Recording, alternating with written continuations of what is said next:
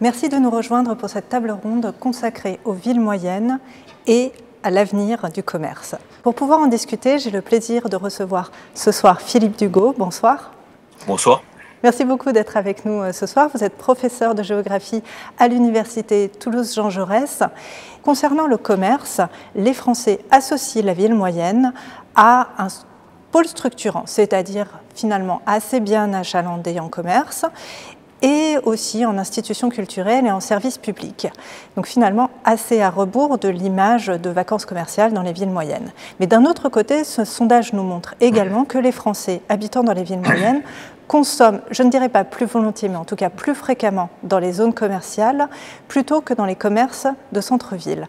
Alors, la question que j'aimerais vous poser, vous l'attendez naturellement, c'est est-ce que les résultats de ce sondage vous surprennent ou est-ce qu'ils sont le reflet du commerce dans les villes moyennes ?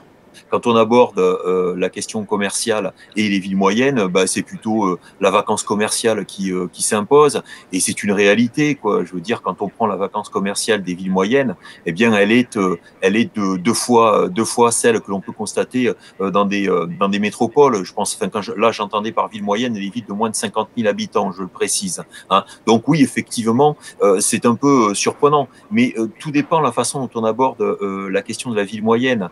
C'est-à-dire que si on considère que la ville moyenne, c'est un pôle, c'est une polarité dans laquelle il y a un centre-ville et dans laquelle il y a, je dirais, des périphéries, eh bien non, cette vision-là, elle n'est pas surprenante parce que les villes moyennes, elles ont des périphéries commerciales. Alors comme dans les métropoles, sont affectés par certains éléments de crise, quoi, une certaine remise en cause, peut-être une légère désaffection, mais qui globalement continuent de jouer un rôle, je dirais, d'attraction important et d'une anomalité quand même relativement convenable. Puisqu'on est en train de parler d'images stéréotypiques du commerce dans la ville moyenne, on a d'un côté cette question de la vacance commerciale qui est aujourd'hui bien connue et vous l'avez parfaitement présentée, mais il y a une autre image qui est directement à l'opposé, qui est celle du commerce de la ville moyenne avec plein de petits commerces, des rues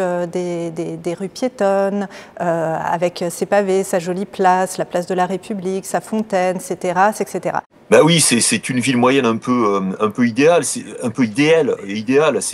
une ville moyenne effectivement qui est attendue. C'est la ville moyenne je dirais, qui est dans les représentations, mais dans les faits, je veux dire, la ville moyenne, c'est une ville dans la France, c'est une ville dans une France qui est connectée, qui circule, etc. Et donc les façons de consommer dans une ville moyenne sont finalement assez proches de ce que l'on peut constater, par ailleurs. Et je dirais à la limite que quand on recherche, si on devait vraiment rechercher de l'authentique dans la ville moyenne aujourd'hui, c'est moins sur la rue de la République et la place qui cerne les halles que finalement dans les polarités périphériques qui, comme dans les métropoles, je dirais, captent quand même les flux de chalands les plus importants pour les locaux. On sent bien qu'il y a un malaise concernant ces zones commerciales en périphérie. Elles sont véritablement mal aimées et encore plus aujourd'hui avec l'ensemble des objectifs de développement durable. Mais ce que je trouve très intéressant dans vos travaux, c'est que vous montrez que finalement ces zones commerciales, faut aussi les considérer dans une histoire longue. Et quel rôle elles ont pu remplir hier et quel rôle peut-être aussi elles peuvent remplir aujourd'hui, si tant est qu'on les considère pour ce qu'elles sont et si on essaye d'être un petit peu créatif concernant leur mutabilité. Pour répondre à votre question, j'ai envie de citer deux romanciers. Il y a d'une part Nicolas Mathieu qui a écrit un ouvrage célèbre, je crois qu'il y a eu le concours il y a 2 ans, Leurs enfants après eux, et où il décrit une histoire qui se passe dans une ville moyenne qui se situe certainement fictive, mais qui se situe dans le nord-est de la France et dans une vallée sinistrée du point de vue de la sidérurgie. Et cet auteur, en fait, il dit, dans cet environnement gris, finalement, les polarités commerciales, c'est là où il y a de l'emploi, c'est là où il y a de la vie, c'est là où il y a de l'activité, finalement de la couleur aussi dans une certaine grisaille. C'est un peu comme le pavillonnaire aujourd'hui, on redécouvre que ce sont des lieux finalement qui sont pas simplement des non-lieux, mais ce sont des lieux où il y a des gens qui consomment, qui vivent, qui se rencontrent et que finalement, ma foi, le lien social, peut-être qu'il n'est pas de moins bonne qualité dans un centre commercial de périphérie dans une ville moyenne qu'il ne l'est dans une place centrale. Puisqu'on y est, secouons encore le cocotier et puis parlons maintenant commerce électronique. Il est assez commun de penser que le commerce électronique signe la mort du petit commerce et notamment dans la ville moyenne. Est-ce que c'est véritablement le cas ? Je crois que le commerce électronique, du point de vue de la ville moyenne, il faut l'aborder quand même, je dirais, avec une problématique particulière. Et à mon avis, sans minimiser le danger qu'il peut représenter, l'ombre qu'il peut porter sur le commerce physique, il peut aussi, d'une part, je pense,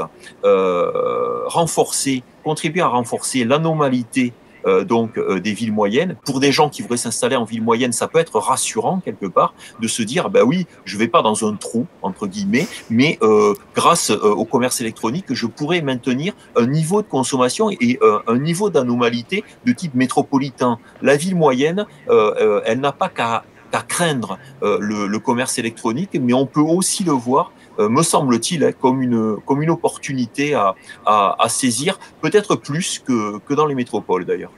Là, on a beaucoup adopté finalement le point de vue du consommateur, de l'habitant.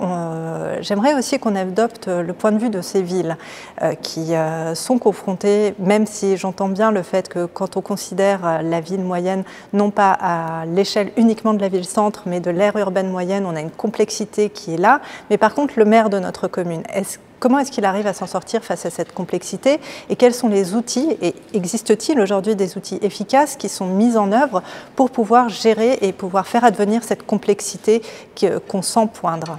Le dispositif cœur de ville tel qu'il a été développé est un peu la cristallisation d'un certain nombre d'outils, parce que ce qui est intéressant dans ces outils, c'est qu'en fait, on aborde le commerce aussi dans une globalité. C'est-à-dire que finalement, on fait une politique en faveur du commerce, mais en l'intégrant dans une politique un peu plus globale, celle du logement, celle de la mobilité, celle de l'aménagement urbain. Et donc ça, je crois que c'est la bonne solution. Il y a des villes moyennes qui offrent un substrat d'action, un terrain qui est plus ou moins fertile à l'action publique et de fait à la réaction positive de ce terrain commercial à cette action-là.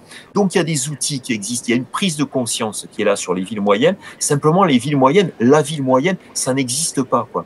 Je veux dire, il y a des petites villes moyennes, il y a des grandes villes moyennes, il y a des villes moyennes qui sont dans le nord-est de la France, et puis il y a des villes moyennes qui sont dans le sud-ouest de la France, où je suis, où je dirais les aménités, l'évolution démographique est pas toujours la même. Ce que je voulais vous poser comme dernière question, pour revenir à mon titre, ville moyenne et avenir du commerce. Donc finalement, peut-on dire que la ville moyenne est l'avenir du commerce ou finalement l'avenir du commerce sera l'avenir de la ville moyenne? Question complexe, mais je n'ai aucun doute sur le fait que vous saurez y répondre. Je crois que le commerce est essentiel à la vie. On le voit bien aujourd'hui en ces temps de Covid. C'est là qu'on s'aperçoit que un commerce vivant en centre-ville, en périphérie, enfin bref, une polarité vivante. Parce qu'une ville moyenne, ça attire des gens. Il y a une zone de chalandise qui est au-delà, je dirais, de la ville moyenne. Et donc, il faut considérer l'articulation de ces différentes polarités commerciales. Eh bien, on s'aperçoit que s'il n'y a pas de commerce qui marche, il n'y a rien de plus triste qu'une ville, qu'elle soit moyenne ou pas. D'ailleurs, une rue sans commerce, ce n'est pas une rue.